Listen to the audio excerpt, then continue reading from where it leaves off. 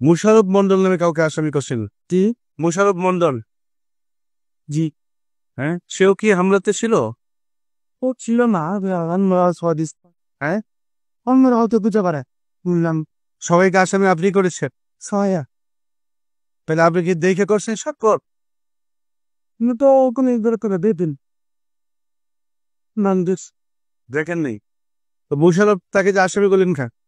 হ্যাঁ আনকো হ্যাঁ, নেতা শুনেন অমিত ভাই, জি বলেন।